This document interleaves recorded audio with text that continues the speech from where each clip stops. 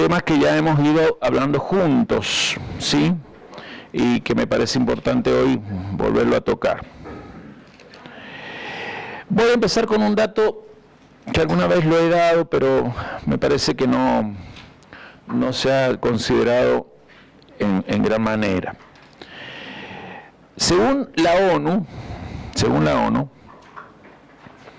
en lo que pueden calcular ellos, aproximadamente 800 millones de seres humanos fueron asesinados en el nombre del Dios de la Biblia. Esto significa que desde hace 2000 años aproximadamente, 800 millones de seres humanos perecieron por causa de defender supuestamente el nombre del Dios que está aquí. Esas muertes han sido hechas particularmente por dos religiones, el cristianismo y el islamismo, no así el judaísmo. El judaísmo ha sido víctima de esas, o sea, tiene a las víctimas de esos 800 millones, hay judíos aquí. Entonces mi pregunta es, si está bien esto, ¿no? O sea, en verdad, si estas dos religiones monoteístas son las que han causado esto, ¿qué hacemos con lo que se encuentra en las líneas de este libro que se llama Biblia? Yo me acuerdo hace mucho tiempo, cuando yo mismo fui despertado a darme cuenta que la expresión Biblia no está en la Biblia, no se encuentra en la Biblia, a no ser que tengan la versión esta del lenguaje actual, la Biblia del lenguaje actual, que no la recomiendo porque es un desastre de traducción. Si toda traducción es una tradición, esa traducción, más que una tradición, es, no sé, una píldora para suicidarse. Pero ella, cuando sale la palabra escritura, le pone la palabra Biblia. Entonces, alguien me va a decir, no, la palabra Biblia está en la Biblia, si es que me viene con esa versión, pero como es una traducción, le puedo asegurar que la palabra Biblia no está en la Biblia, porque esta palabra significa conjunto de libros pequeños, o biblioteca de libros chicos, así sería. O sea, es una biblioteca. Entonces, ¿qué es lo que quiero hoy que hablemos? Que el problema de la religión es esto que acabo de decir. ¿Por qué murieron esas 800 millones de personas? Por un concepto raro que hay que eliminar el mal de la tierra. Ese es el concepto que la religión enseña. Hay que sacar el mal de la tierra. El mal no puede estar en la tierra. Y es algo muy relativo, porque lo que es mal para unos pues es el bien para según otros, ¿entiendes? Entonces, este relativismo que surge de un dogma, hay que sacar el mal de la tierra, nos hace presentar a nosotros si esto está dentro de la verdad. Y en verdad, el ser humano no fue creado para eliminar el mal de la tierra, sino para aprender a separarlo, y especialmente a separar del mal que hay en la tierra, separar de ese mal la luz que se esconde. Hoy estamos cerrando una parashá muy interesante, que es la parashá de Re, que significa observa, ¿no? Observa, mira. En realidad es observa discerniendo la luz que tiene que manifestarse. ¿Vieron que dice, miren, los he puesto delante de la bendición y la maldición? Así, desde los dogmas evangélicos, ay, qué fea la maldición, hay que sacarla, qué linda la bendición, hay que tomarla. Desde los dogmas evangélicos viene una famosa pregunta en la gente evangélica y o cristiana que se va a preguntar de los dogmas, porque los dogmas hacen dudar y preguntar, y es, pero ¿cómo es posible que un Dios lleno de benevolencia nos dé maldiciones? Entonces las maldiciones tienen que ser de otro plano. Entonces separamos el plano de Dios por acá y las bendiciones, y allá el mal, con Satanás a la cabeza, y las maldiciones. Y de repente entonces nos encontramos con un dilema, que es este. Si el mal está allá hay que separarlo. Pero entonces hay una plena guerra, que esto creen las religiones, entre el bien y el mal, y especialmente el cristianismo evangélico cree esto. Entonces como que a veces gana Satanás, a veces gana Dios. Y hay un mensaje muy lindo en la Torá. Dios no necesita ni ganar ni perder, porque Dios no se va a meter a luchar con su creación. O sea, no deberíamos dejar de creer en el Eterno como creemos hoy, si pensamos que Él necesita meterse a pelear con su creación. Es un Dios ilógico, inmaduro, incompleto. Imagínense a Leonardo Muñoz entrando a pelear con su hija, ¿no?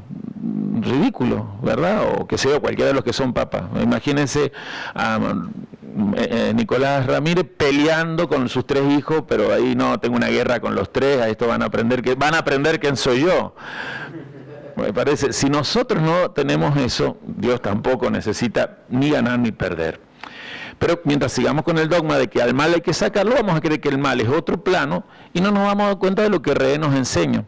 En realidad Reé nos enseña que aún las maldiciones, que son nada más ni nada menos que una transmutación que hemos causado nosotros por una acción que hemos hecho mal, porque al hacer mal la acción, por no guardar sus mandamientos, la bendición, que es lo que Dios da, la convertimos en maldición.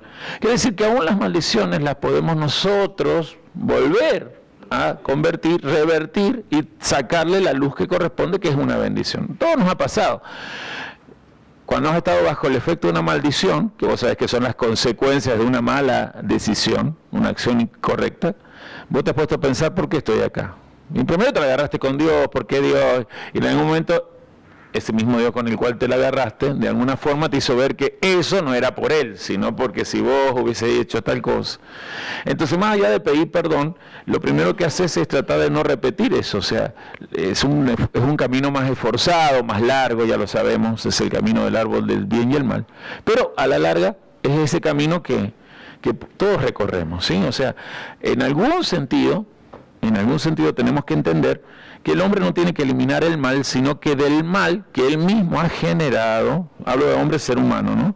Tiene que aprender a sacarle también el bien o la bendición que hay, el beneficio, ¿sí? Aprender a separar, yo separo el mal y el bien, yo observo, esto es malo y esto es bueno. Esto que es malo, seguramente, y me está afectando, esto que es malo y me está afectando, si me está afectando es malo por mí mismo.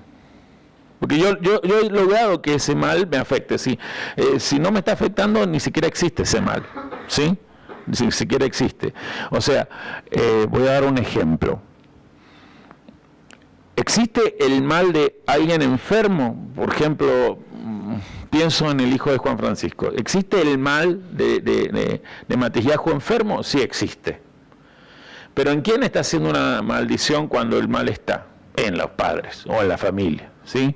Porque son los que por alguna razón siempre van a decir, bueno, pero ¿por qué está así? Lo descuidamos, salió al frío, cualquiera fuera una enfermedad, y sacando a Matillajo podemos poner, o sea, el mal existe, pero es maldición cuando a mí me afecta, y cuando a mí me afecta me lleva a pensar, entonces separo, esto está acá, es un mal que además me está afectando, es una maldición, y yo quisiera que esto cambiara. Bueno, yo lo he separado, pero para cambiarlo yo empiezo a pensarlo, como lo pienso, le saco el bien. Cuando le saco el bien lo he transportado a este plano que es luz, le saqué la luz. Entonces, ¿qué es lo que quiero yo decir con esto? Estamos para separar el mal y no para eliminarlo, ¿sí? Porque el mal está mezclado en el mundo con el bien, ¿no? Por eso la gente, y ¿qué es lo que pasa con eso? En lo que hemos visto esta semana y las consecuencias del feminismo. Creemos que hay cosas que no están tan malas, entonces ese es un problema, ¿sí? Cuando la gente dice, bueno, pero no es tan malo, nosotros a veces tendemos a eso, bueno, pero no es tan malo. En ese instante, el mal se puede llegar a convertir en una maldición porque no estás haciendo el trabajo que hay que hacer, separarlo y hacer que el mal mismo se convierta en un beneficio. ¿Por qué hablo de esto? Porque el dogma de las religiones ha hecho que nosotros nos perdamos la bendición de la Torá. ¿Qué es la Torá? La misma es el documento sobrenatural, es el manual de nanotecnología que ha dejado Dios. ¿Ya entienden lo de nanotecnología? Ok. Son técnicas que nos permiten manejar lo que está por debajo de lo subatómico, ¿sí? De acuerdo a los que saben de física, lo que está debajo de un átomo es la teoría de las cuerdas, ¿bien? Sería el poder del sonido, la vibración del sonido, creando la materia.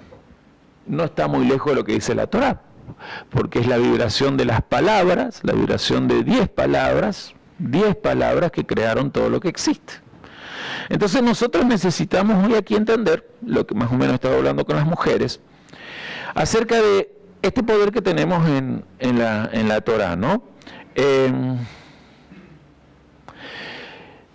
Yo no dejé esto acá porque la Torá apunta a que nosotros, usando ese manual, santifiquemos el nombre del Eterno. Nunca se olviden de eso. Estamos aquí para santificar el nombre del Eterno. Uno de los secretos de tener éxito es santificar el nombre del Eterno.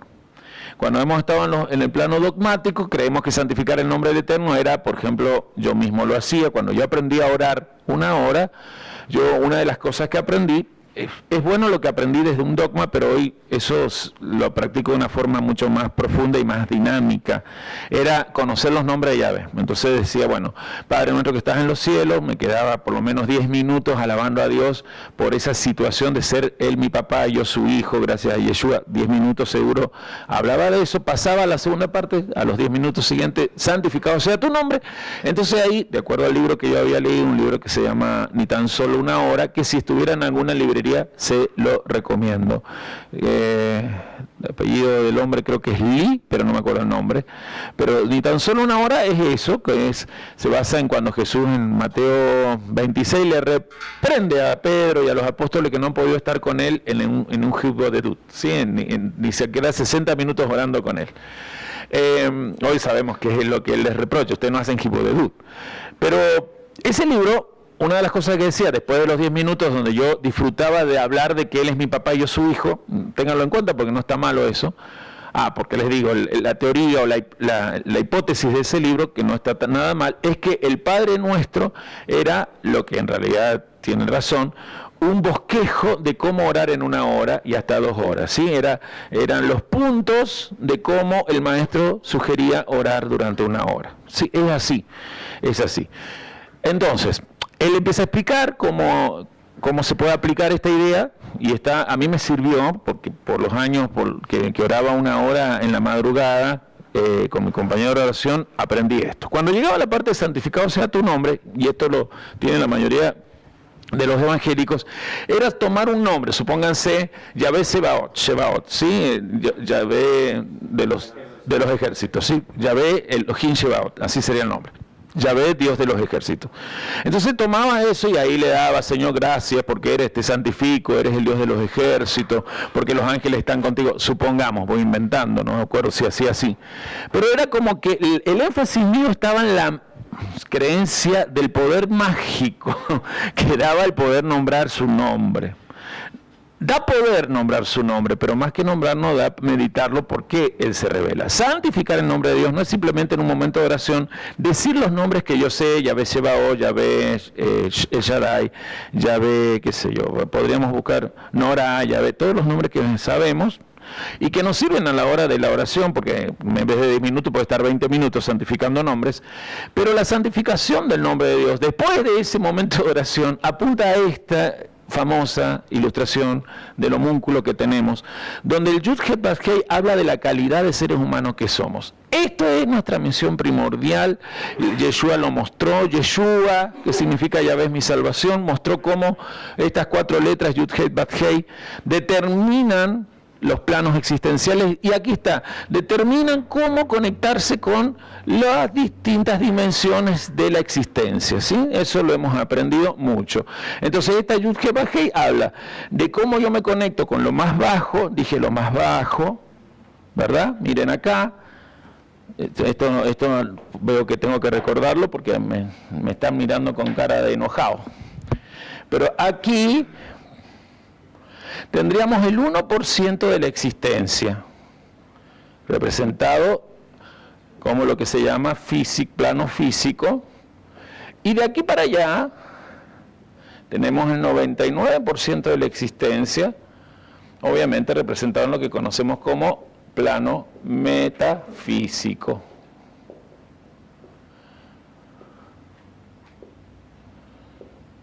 ¿Sí? Entonces, cuando santificamos el nombre de Yahvé, necesitamos comprender que aunque nosotros desde una percepción sensorial nos miramos al espejo y vemos eso que vemos allí en un espejo, cuerpos que, comparándonos con todos los datos científicos que el mundo sensorial nos ha dado, porque recuerde que la ciencia que manejamos es totalmente empírica. ¿Qué significa empírico? Que se basa, claro, lo que puede mostrarse por una experiencia sensorial, ¿sí? Eso es empírico. La ciencia empírica solamente nos revela este plano. Y miren que como está avanzada la ciencia, estamos hablando de, no sé, increíble cantidad de cosas, ¿sí? Sin embargo, nos revela solo una porción.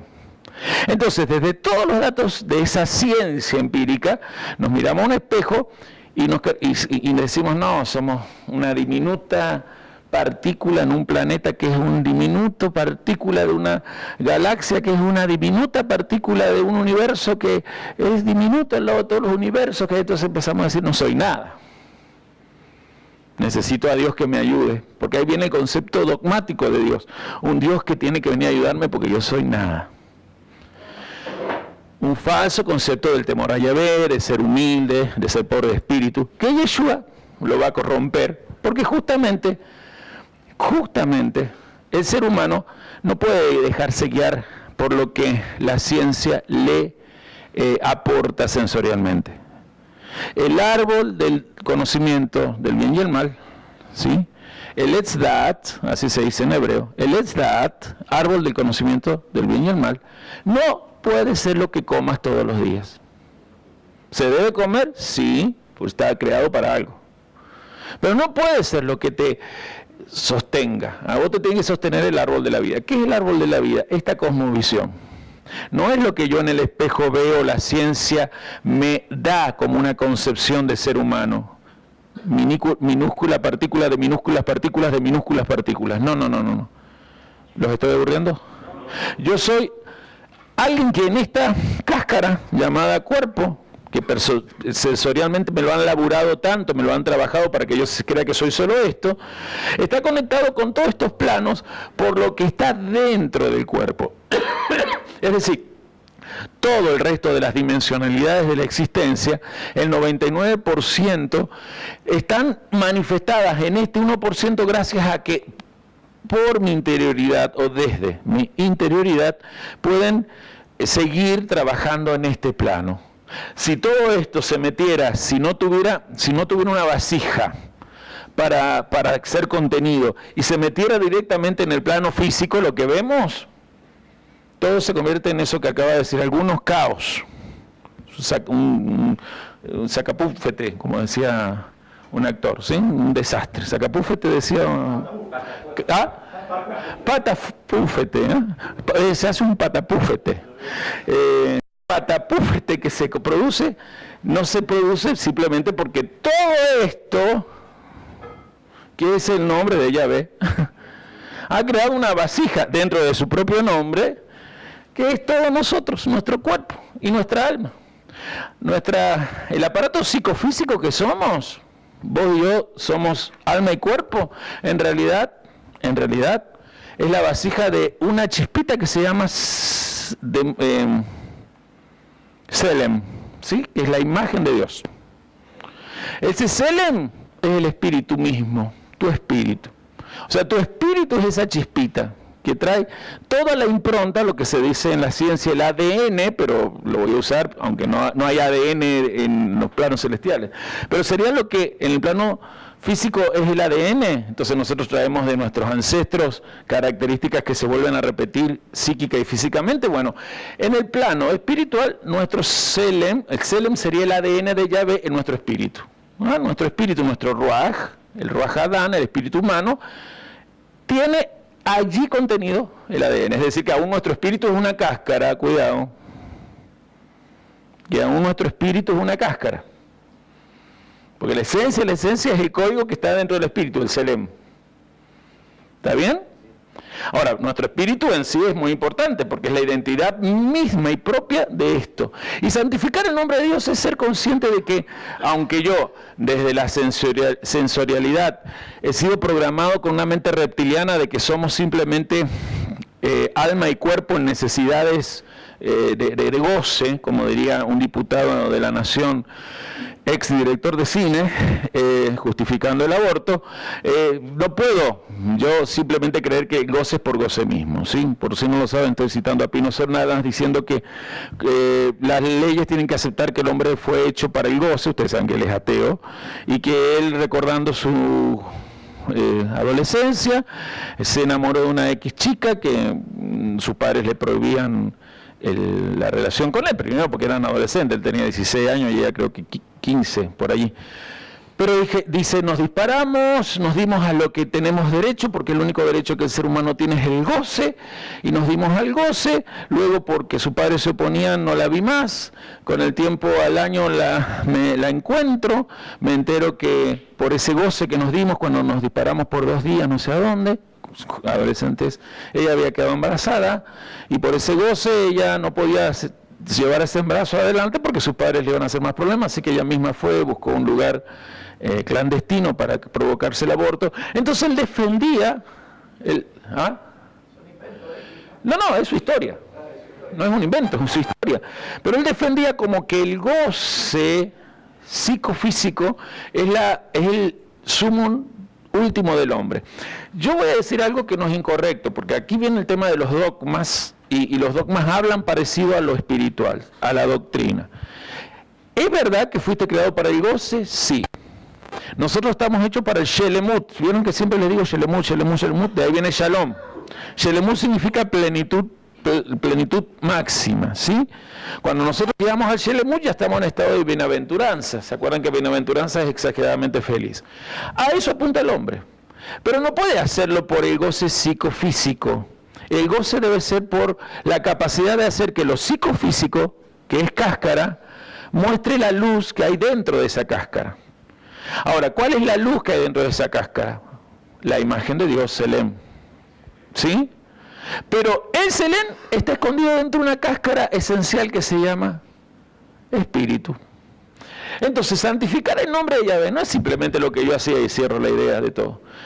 Agarrar Yahvé Shebaot, Yahvé Norá, Yahvé Gibor. Está bien, en tu oración está bien, no está mal cuando lo pronuncies.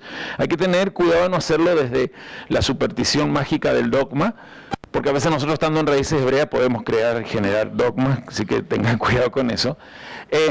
Pero más que nada es hacer que mi estilo de vida, especialmente la forma de andar, miren esto, la forma de andar, esté muy coherente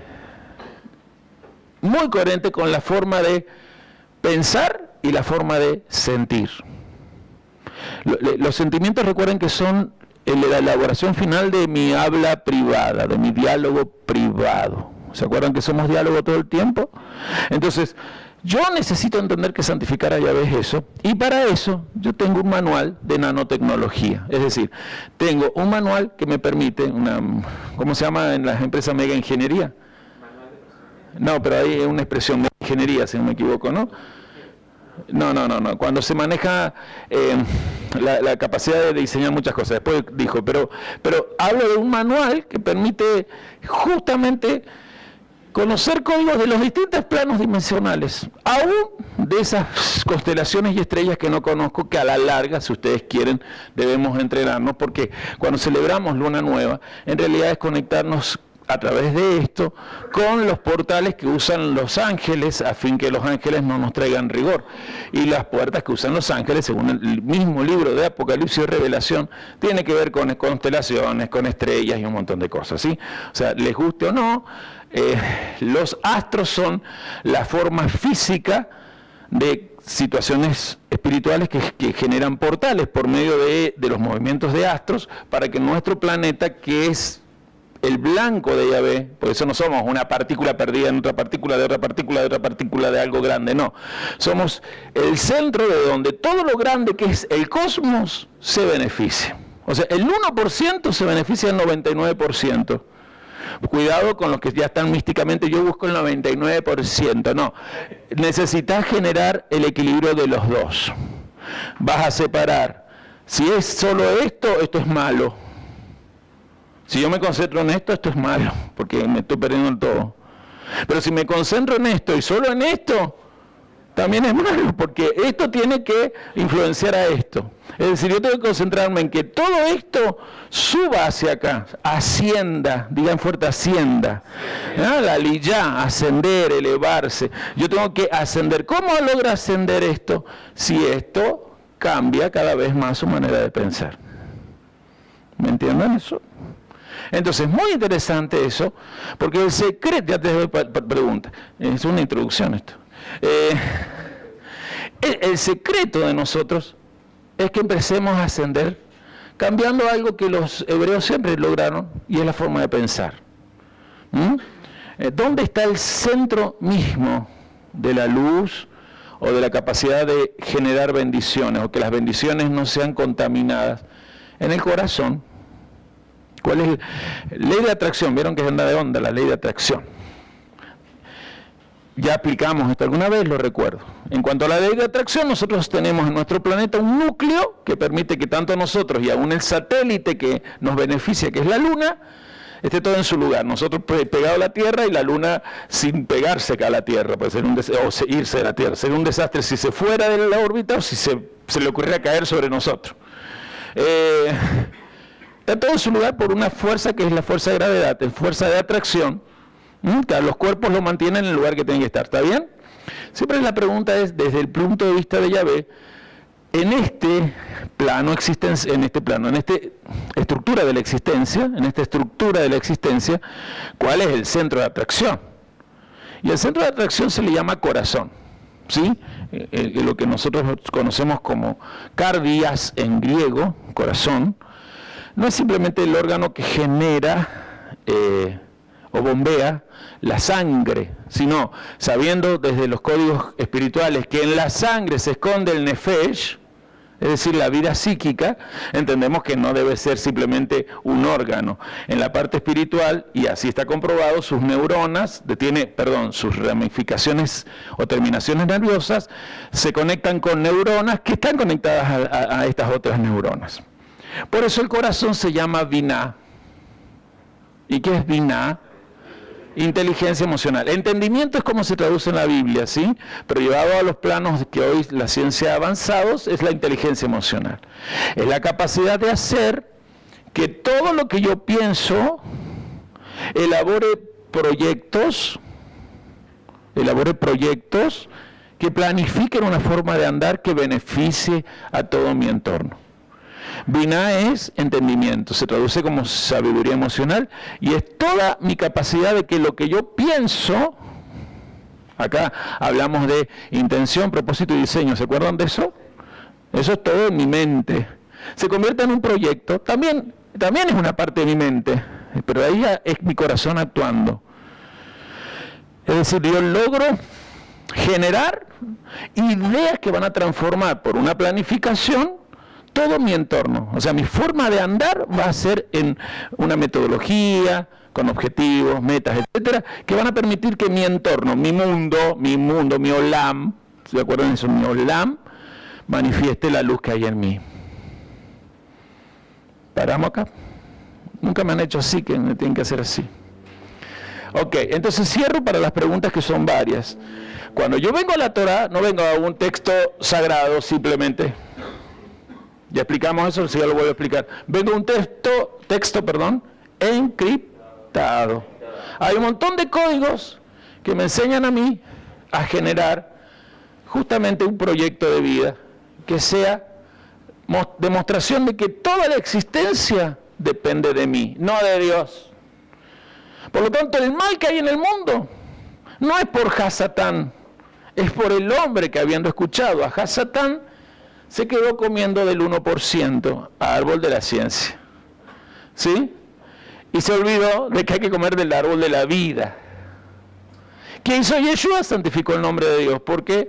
Porque su proyecto fue que lo que estaba en la mente de Dios, es decir, las naciones a través de la simiente de la mujer, que luego se pasó a Abraham, ya lo hemos hablado, se concretara en él, desde su sacrificio y su resurrección, a un montón de hijos de gloria. Somos hijos de gloria. Hijos de gloria son gente que tiene el poder de manejar la ley de atracción. Eso es bíblico. Gracias.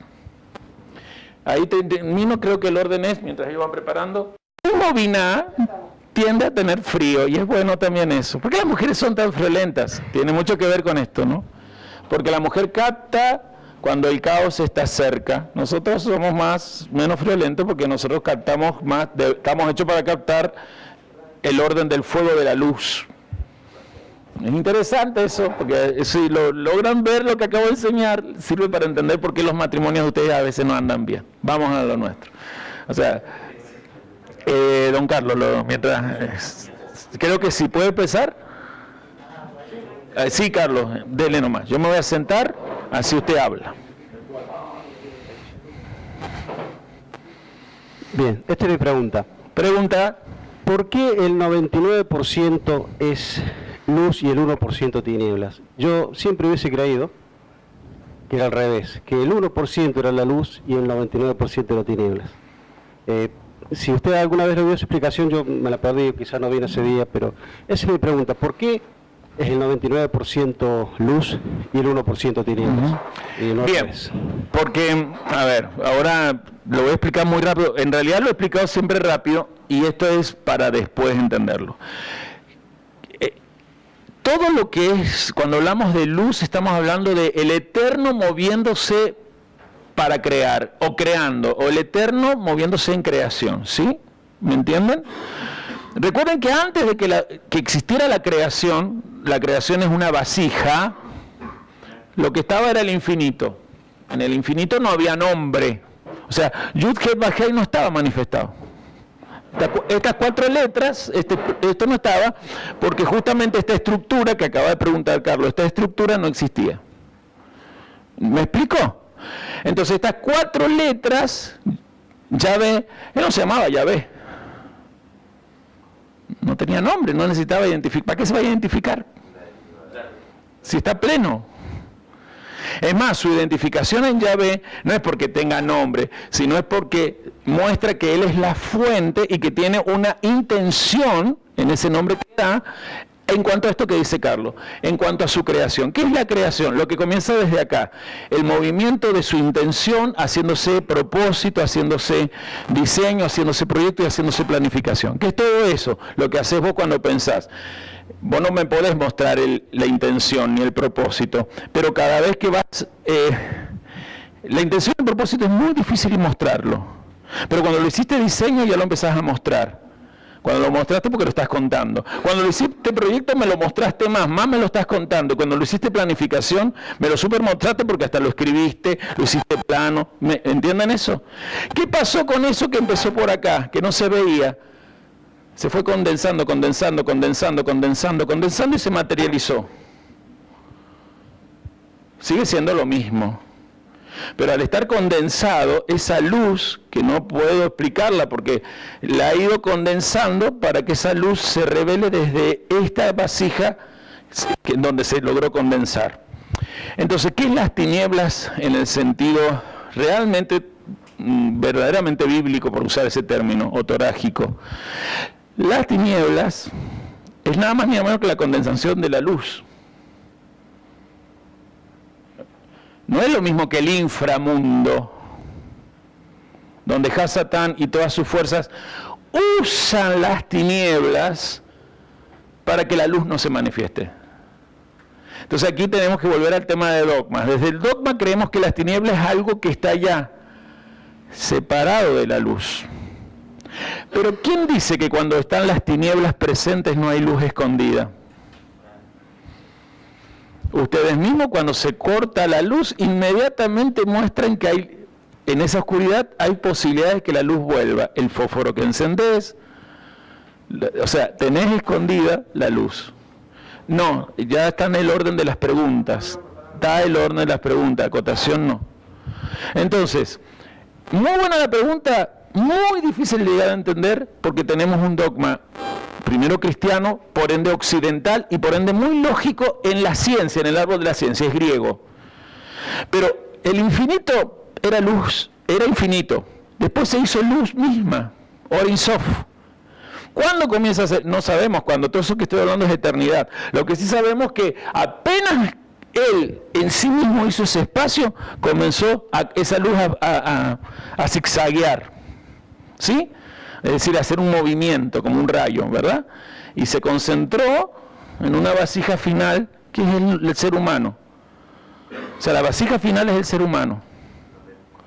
Donde en esa vasija, donde aparentemente somos tinieblas, porque así nos percibimos, se esconde realmente todo el movimiento de la luz, por lo cual somos los únicos que podemos hacer que esto, en vez de seguir bajando, solo ascienda. Entonces hay una luz que viene, pero hay una luz que retorna. Cada vez que el hombre piensa, por ejemplo, ejemplo, cosas para beneficiar a la humanidad, de alguna manera la misma luz, o sea, en el mismo momento que el infinito dijo voy a hacer algo maravilloso, y es una vasija que me permita retornar a mí, un espejo, digamos. Vieron, el espejo es una vasija, me devuelve lo que soy, entre comillas, me devuelve. Bueno, ahí estamos diciendo que las chispas de luz suben, ascienden. Es muy interesante esto, es muy metafísico, es muy complicado, porque necesitamos romper primero, desaprender muchas cosas para poder captarlo. Quiero saber si hasta ahí, Carlos, en vos está contestada la pregunta. Debe haber más preguntas. Ah, ¿está bien? ¿La pregunta de él le sirvió a los demás? ¿Y ha quedado mejor clara? Entonces, tiniebla es la condensación misma, condensación digo, no sé si está bien el término, pero... En ese aspecto le iba a pedir que nuevamente lo repitiera porque, no sé, para mí no encajo en la condensación de la tiniebla. Ok, vamos a lo que hice práctico, a lo que yo iba, vamos a lo que hago... El concepto de condensación que para mí no sería eso. Yo concentro la idea de la casa que quiero, supongamos. Quiero una casa con piscina, con planta alta. En este instante yo ya al decirla, yo en realidad ya la he condensado a este mundo físico.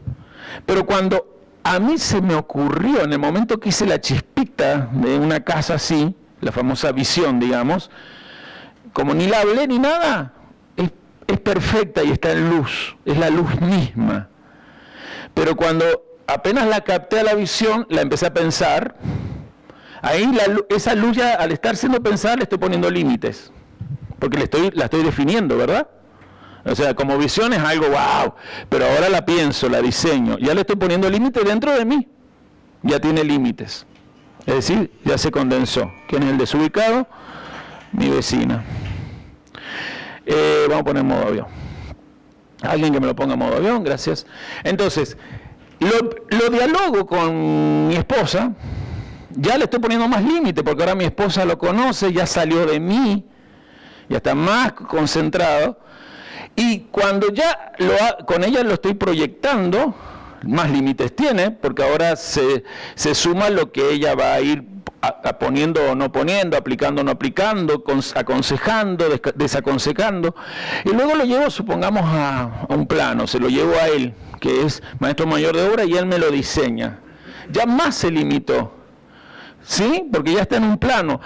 Yo no sé, ya no es tan fuertemente la luz de la idea. Claro, ya está semejante. Ya está semejante, pero no es la idea misma, el primer toque. Se lo llevamos a los Rodríguez. Los Rodríguez compran todo el material que él calculó, más lo que ellos ya se va limitando cada vez más. Construyan los Rodríguez, hicieron la casa. Está súper concentrado todo. No es lo que yo sentí, no es ese momento. Entré con mi familia. Hay un momento donde no sé si estoy almorzando, comiendo el asado que quería hacerme en esa parrilla que se ha hecho, o justamente veo a mis hijos disfrutar de la piscina. Hay un momento donde yo de repente siento, wow, plenitud.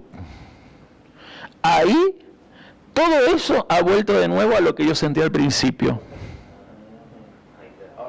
Ese momento así que voy a decir, wow, qué bien esto, espere. Ahí, o sea, se concentró tanto que se hizo esa casa, pero no es lo que vos sentiste cuando la idea vino. Pero cuando todo eso concentrado en vos te provocó, wow, una plenitud, aunque te duró un instante, un minuto, quiere decir que ahí regresó. Lo que estaba concentrado regresó al inicio, al origen. Disculpen que lo tenga que poner con ejemplos así. ¿Se entiende con el ejemplo así? Ahí voy. Ya te doy porque tenés derecho, porque esto es de la misma pregunta. Tengan en cuenta que acaban de comprenderlo, pero esto llevado a la infinitud del eterno, me está poniendo la piel de gallina mientras lo explico. Es increíble. Porque el eterno, lo que se concentró, sos vos. Soy yo, cada varón que está acá, nuestras esposas, nuestra familia, la humanidad. Y no le estamos devolviendo lo que él sintió. Pero él tiene la esperanza de que lo va a hacer. Y esto es lo fuerte de eso. Sí, Carlos, dale. Apóstol, usted me preguntó si yo lo había entendido. Mire, así lo entendí yo. A ver, Carlos. que la luz infinita se condensó en una pequeña chispa de luz, que era imagen de esa luz infinita, el 1%, y esa chispa de luz, imagen de la luz infinita, por comer del árbol de la ciencia, el bien y el mal, se oscureció, y quedó en tinieblas, ese 1%. Está perfecto. Ese es lo que yo entiendo, porque usted... Sí, esta otra forma de explicarlo. Pero mi ejemplo le sirvió. Ok, vamos a la segunda pregunta, que sería... Julio. Ya estaría. Gracias. Otra de las cosas. Vamos, por favor. Gracias. Bueno, mi pregunta es un poquito más amplia, pero lo que pasa es que cada vez que estoy viendo todas estas cosas, en vez de aclarárseme la situación, se me complica un poquito más. Porque entiendo que desde la creación, ¿no es cierto?, Dios, cuando formó al hombre, le dio todo esto que nosotros estamos viendo. El hombre, por tomar malas decisiones, erró el camino. Vino Yeshua y lo enderezó nuevamente al camino, mostrándonos a nosotros que las cosas se pueden cumplir. Que la instrucción, la Torá, que está en nosotros, se puede cumplir. Pero aún en esta época, como dijo usted, si nosotros anduviéramos por el camino separando el bien del mal, nuestra forma de vivir y nuestra forma de pensar sería totalmente distinta. Pero siempre estamos tropezando en una cosa o en otra, ya sea porque estamos acelerados, o porque no podemos realmente en el 1%, que en nuestro andar, ir separando a cada instante, ¿no es cierto?, las cosas para que Dios, que puso en nosotros esa chispa, que somos vasijas, que somos portales, donde Él puede ingresar al 1%, nosotros permanentemente lo estamos errando o estamos en desobediencia, porque si pudiéramos cumplir la instrucción, como Dios la mandó, nuestra forma de vivir y nuestra forma de pensar sería totalmente distinta. No estaríamos trabajando quizás en lo pequeño, sino en lo más grande o lo macro, o estaríamos manifestando, ¿no es cierto?, la parte metafísica de otra manera. Pero todavía estamos, como dice usted, por lo que acaba de explicar recién, encerrados en ese 1% que no vamos ni para un lado ni para otro. Pero Dios, mediante Yeshua, dijo, si ustedes cumplen estos mandamientos, van a ser totalmente distintos, y mayores cosas que yo van a hacer. Pero todavía estamos tratando de hacer mayores cosas, pero como dice usted, si no fijamos nuestra mirada o nuestro objetivo en separar lo bueno de lo malo, y no erradicarlo, sino separarlo, para poder entender que lo bueno nos conviene y lo malo nos perjudica, estamos siempre encerrados. Bien. ¿Cómo hacer para bien, ahí vino la pregunta. ¿Cómo hacer? O sea, ¿cómo manifestarnos en el diario vivir nuestro, que nos estamos encerrando en el 1% y estamos y tenemos de techo el 1%, el 99 no lo alcanzamos ni por ahí, por más que queramos o por más que lo veamos y usted lo explique un montón de veces, porque lo estamos viendo esto en forma frecuente y permanente, no logramos salir. Bien. O sea, mi pregunta es cómo hacer lo que hizo Yeshua, decir, bueno, todo esto se puede cumplir, y de hecho Él lo hizo porque nosotros lo podemos hacer. Pero ¿por qué es tanta el obstáculo? ¿Por qué es tanto el impedimento que tenemos para poderlo cumplir? Bien. Y realmente manifestar el poder de Dios en nosotros, en esa luz que Él nos delegó y puso en cada uno de nosotros. Falta que haga el llamado y nos pasemos al frente del altar, porque la verdad que es un llamado lo que acaba de decir él. O sea, el planteo es correcto y la pregunta es más que correcta. Voy a sumar a esa pregunta algo que dijo usted mismo al principio. Mientras más usted nos guía o nos aclara, más interrogantes tengo. No es tan literal por lo dijo, pero en realidad esa es la evidencia de lo bonito que es estar en la luz. Si yo enseñara dogmas, y aquí voy a cuando antes de la transmisión misma, o antes de la clase preguntó Pastor Federico, si yo enseñara dogmas me sería fácil escribirlo. Y escribirlo, cuando venga el examen, llevaría a que ustedes me repitan de memoria lo escrito. Esa es la forma que hasta ahora hemos aprendido todos. Es nuestra forma de de captar desde el árbol del conocimiento del bien y el mal que maneja el sistema. Recuerden que el sistema está a merced de Hasatán. Entonces, ¿en qué estamos hoy nosotros en este planteo? ¿Cómo llegamos a cumplir lo que Yeshua dijo, según lo que mismo Julio citaba? Él citaba Juan 14:12, las obras que yo hago vosotros también las haréis, porque yo voy al Padre, es decir, Él es luz en retorno, y él logró ya lo que nosotros aún no llegamos.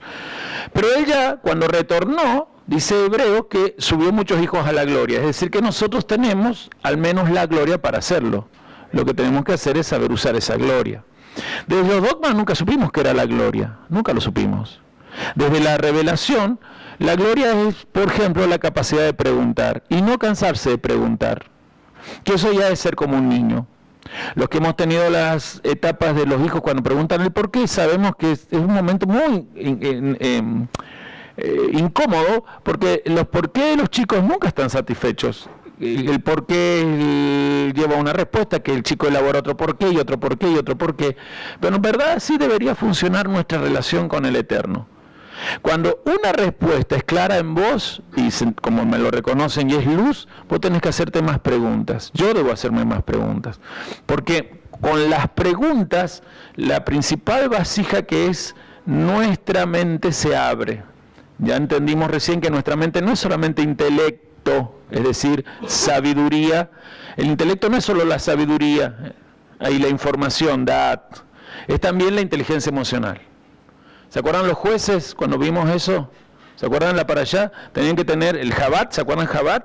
Las tres características, Jokmah, sabiduría, Binah y Dat.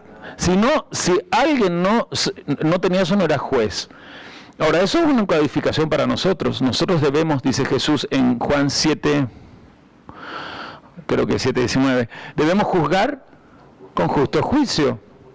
¿Y qué es juzgar con justo juicio? Primera cosa, separar el bien, saber separar, discernir qué es bueno, qué es malo, y luego no mezclarlo, sino a lo malo, perfeccionarlo, sacándole los beneficios que hay allí, entonces pasándolo al lado del bien, transmutarlo. Primera cosa, eso es lo primero. Hay que aprender eso, se hace con preguntas, se hace con revelación. Por eso es que enseguida, ahora que vamos a ir al recreo, vamos a hablar del manual.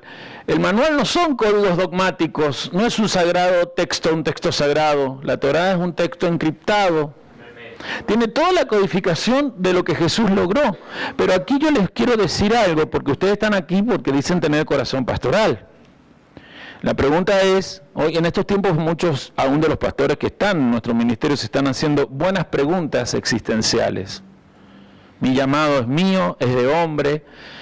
Hay mujeres pastoras que dicen, ¿es mi llamado o pastoreo porque mi esposo es el pastor o el que está en tal?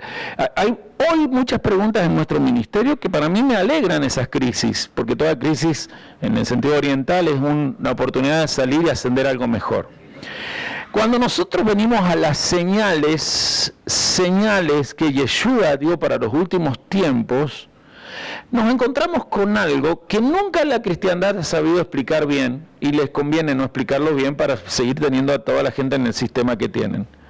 Y será predicado, ya les digo dónde está, escúchenlo primero, será predicado este evangelio, Betzorá, buena noticia, ¿verdad? Buena nueva, del reino, a todo el mundo, para testimonio de todas las naciones, y entonces vendrá el fin. Fíjense que lo que hay que predicar es la buena noticia del reino, Malkut. Esta es una Betzorá Malkut. ¿Y qué es Malkut? La nobleza humana dominando las circunstancias. O sea, será predicado esta buena noticia, ¿cuál? La que Jesús mostró con su andar, la que Jesús mostró con su hablar. Tenía autoridad no como la de los escribas, dice el Sermón del Monte, ¿verdad? Jesús hablaba ya con autoridad de tal manera que hasta, como lo dicen en un momento los discípulos, hasta los vientos, las tormentas le responden. Entonces también andaba de tal manera que podía provocar eventos que a una circunstancia la transmutaran. Ese evento se llama milagro. Entonces, ¿cuál es el evangelio del reino? Que estas circunstancias son buenas, son vasijas para que vos manifestes tu nobleza. ¿Qué es tu nobleza? La forma de actuar de toda tu gentileza, es decir, todo lo que hay en tu corazón, que puede hacer que no te asusten las cosas físicas y lo que el mundo físico tiene, sino que te desafíen a darle respuesta, no a solucionar, a darle respuesta. Entonces, este evangelio sería predicado a todo, dice, del reino a todo el mundo. O sea que primero el cosmos, todos los distintos planos tienen que saber que vos sos hijo de Dios. Pablo lo va a desarrollar en las comunidades y nos queda en una carta la síntesis de ese desarrollo. La creación gime por la manifestación de los hijos de Dios. Esta semana yo trabajé mucho qué significa ser hijo de Dios. Propuse que las uvas lo trabajen. Propuse mucho eso porque es un término que la religión lo ha usado, abusado, manoseado y por lo tanto desechado, porque el término hijo de Dios no es lo que la religión nos hizo creer. Y dice que entonces el mundo, las distintas dimensionalidades tienen que saber que vos a esta buena noticia, es decir, yo sé manejar las circunstancias y puedo crear eventos que a las circunstancias las lleven siempre a ascender, o sea, todo me iba bien. Cuando vos esto lo manejás bien, el mundo significa que te responde. Dice que este evangelio será predicado en todo el mundo, no por todo el planeta, sino por toda orbe, toda dimensión cósmica. Por eso puedo generar que hasta los ángeles, por mi forma de hablar, actúen a favor o en contra. Y lo otro es para testimonio de todas las naciones. Y entonces vendrá el fin.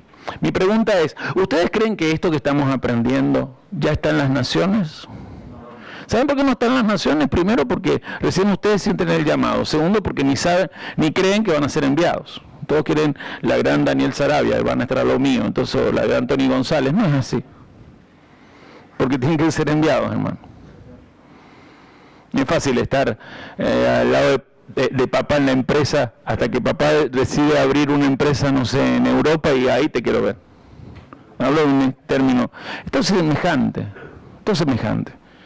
Ahora, todo lo que yo he aprendido en estos últimos, no sé, 10 años de transicionar y en estos últimos especialmente 5 años de comenzar a estar en el Eretz Israel, en la tierra de promisión, ustedes lo tienen que aprovechar para todos los años que hay por delante, porque esto se acelera. Esto es una señal de los últimos tiempos. Hace tiempo atrás, siendo yo joven y en los congresos decían, porque ya el evangelio, los misioneros han llegado a Yemen, donde no podía entrar nadie que predicara el evangelio. Lo hablaba un misionero evangélico protestante que hablaba de, no sé, un misionero de la Asamblea de Dios que como ingeniero electrónico en electricidad había entrado a Yemen a vivir y tenía sus cultos de domingo. Y nos hacían creer entonces que el evangelio llegando al fin de las naciones es llegando a esas naciones que hoy son árabes o son budistas y no quieren saber. No, no es eso. No, es influencia. El evangelio que ha llegado a las naciones es el evangelio de Constantino. Vos me hablaste, cayó Adán, vino Jesús, y Jesús logró, sí, pero vino Constantino y todo lo que Jesús logró lo tiró para abajo. Entonces, ¿qué tenemos que hacer nosotros? Salirnos de las dimensiones constantinianas. Eso se llama salirnos de Roma. Dejar de ser Esaú o Esap. Dejar de todo pensarlo en la no en la primogenitura. Primogenitura sería los dos planos, ¿ven? Doble plano, primogenitura, ¿sí? Doble derecho, dos mundos. Pero Esaú, ¿qué quería? Esto nomás, las lentejitas. ¿Sí? Las lentejas del mundo físico. Y esto es mi trabajo para capacitarlo a ustedes, el trabajo de capacitar de ustedes, porque antes de ir al recreo tengo una pregunta de Daniel, pero el planteo tuyo es, esto no termina acá en una clase, ¿cómo lo van a llevar ustedes a muchos más? Yo quiero decir, insistir acá, y perdón que insista, pero Shabbat es para esto. Y esto yo lo estoy midiendo en gente que es líder. Por segunda vez se me volvió a plantear el tema de Shabbat, es el único día que tenemos para estar en familia. Mal hecho, Shabbat no es un día para estar en familia. Shabbat es el único día que tenemos para estar con Yahvé y estas cosas. Si vos tenés a Shabbat como el único día para estar en familia, estás, aunque guardes Shabbat, estás vituperando el nombre de Dios, no lo estás santificando y estás pisando todo lo santo que es un Shabbat. Y son gente que tiene llamados según lo que dicen ellos. Evangélicos, obvio, evangelicoides. Suena bonito cuando lo justifico, es muy bonito, qué lindo familia. Pero miren, yo ya tengo 52 años, voy hacia los 53, y sé que en unos años más, al menos ustedes y mi hijo no van a estar conmigo. ¿De qué sirvió tratar de estar lo mayor tiempo con ellos? Si no sé si ellos en 20 años más van a procurar estar tiempo conmigo, porque yo cuando trataba de estar con ellos, no procuré estar tanto con mis padres. Y no lo digo que sea pecado, es una dinámica normal del 1%. Y además debe ser un propósito normal del 99%, porque cuando yo me concentro tanto en mi nene chiquito que quiere jugar con papá, empiezo a priorizar para mi nene chiquito el auto computarizado de juguete que entonces necesito trabajar más. O sea, la materialidad es tanto el amor al nene chiquito como el laburo que tengo que hacer para que mis nenes tengan el viaje a Disney World. Pero todo eso pisotea lo que Dios tiene, que es un llamado. Gracias por tu planteo, está muy sabio, muy vehemente. Espero que esa vehemencia no llegue solamente a hacer palabras, porque alguna vez fuiste nombrado, en el caso tuyo, pastor, y estás hoy desde tu pobreza de espíritu, que es como Dios nos quiere, porque temor a Yahvé es eso, pobreza de espíritu, queriendo ascender. Estás más en ventaja que muchos que fueron nombrados a pastor y hoy están haciendo la crisis: seré pastor, seré pastora, seré profeta, seré profetisa, seré... Pero desde acá es más fácil hacerlo porque es más rápido la respuesta. Porque esto es un evangelio que es predicado, esto significa que hay gente que es ganada. Y el planteo que yo hice la semana pasada lo voy a seguir haciendo hoy también aquí, más que nada. ¿Cuánta gente has traído a Monte Santo desde que estás en Monte Santo? Si yo te dijera, formar una reunión, una cena con la gente que vos evangelizaste, y capaz que tenés cargo de diácono, o de pastor, o de profeta, o no sé qué cosa, y capaz que esa cena estés vos, y que capaz que tu familia que la trajiste con vos. Planteos, ¿no? Esta señal no está dada, chicos. No es vanidad, pero somos de los pocos evangelios, iglesias evangélicas que están en este movimiento de vanguardia. Somos de los pocos.